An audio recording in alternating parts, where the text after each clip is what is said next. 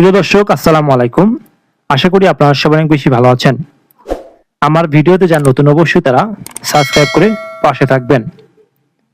বাংলাদেশের যে সৃষ্টিকারী যে দলটি বাংলাদেশ আওয়ামী লীগ, যেটি প্রতিষ্ঠা লগ্ন থেকেই বাংলাদেশি হয়ে কাজ করে আসছেন, বাংলাদেশের উন্নয়নের পাশে দাঁড়িয়েছেন, সেই দলটির আগামী 23শে জুন প্রতিষ্ঠা বার্ষিকী।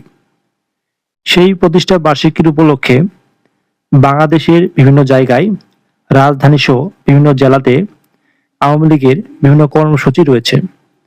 সেই কর্মসূচি ঘিরে বাংলাদেশ সরকারের বর্তমান যে স্বরাষ্ট্রমন্ত্রী রয়েছেন, তিনি একটি মন্তব্য করেছেন যে আওয়ামী লীগ কোনো দল নয়, এটি নিষিদ্ধ দল, তার কোনো কার্যক্রম থাকতে পারে না। সেই পরিপ্রেক্ষিতে বাংলাদেশের বিভিন্ন জায়গায় সেনাবাহিনী মোতায়েন করা হয়েছে এবং পুলিশ মোতায়েন করা হয়েছে।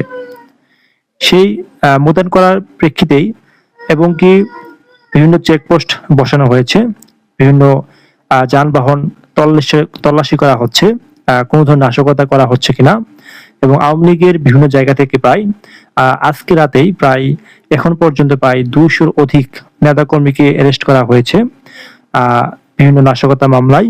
এবং আওয়ামী লীগের যে প্রস্তুতি সেটি খুবই ভালো এবং অনেকেই মনে করছেন কালকে আওয়ামী লীগের একটি প্রতিষ্ঠা বার্ষিকী উপলক্ষে ঢাকা সহ বিভিন্ন জেলাগুলোতে তারা বিক্ষোভ মিছিল করবেন এবং তাদের যে কার্যক্রম নিষিদ্ধ রয়েছে সেটি প্রত্যাহার করার দাবিতে তারা আন্দোলন করবেন, এমনটি কিন্তু অনেকেই মনে করছেন। সেই সাথে শেখ হাসিনা সহ আওয়ামী লীগের যে কেন্দ্রীয় নেতা রয়েছেন তাদের নির্দেশ যেন সেই দিনটি অর্থাৎ 23শে জুন আওয়ামী লীগের যে প্রতিষ্ঠা বার্ষিকী সেই দিনটি যেন যথাযথভাবে পালন করেন এবং উদযাপন করেন এবং বাংলাদেশের মানুষকে যেন সাথে নিয়ে সেই কাজটি করতে পারেন। তার জন্য বিভিন্ন ধরনের সহযোগিতা করার আশ্বাসও দিয়েছেন ভারতীয় রাষ্ট্রদূত এবং দীনেশ ত্রিবেদী। তিনি এর আগেও বিভিন্ন সময় বিভিন্ন মাধ্যমে তিনি বলতে চেষ্টা করেছেন তিনি আওয়ামী লীগের সাথেই রয়েছেন এবং আওয়ামী লীগের যে রাজনীতি নিষিদ্ধ রয়েছে সেটি কার্যক্রম শুরু করার জন্য তিনি চেষ্টা চালিয়ে যাচ্ছেন, এমনটি কিন্তু আমরা দেখতে পাচ্ছি।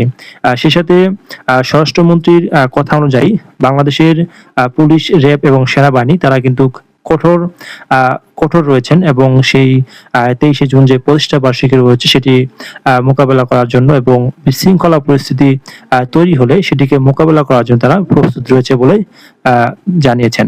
এবং সেই সাথে বিভিন্ন জায়গায় ঢাকার প্রবেশদ্বারে এবং কি ঢাকার আশেপাশে বিভিন্ন জায়গাতে চেকপোস্ট বসিয়েছে এবং ঢাকা উত্তরে এবং 300 ফিটে বিভিন্ন জায়গায় আর কি তারা তল্লাশি চালাচ্ছেন।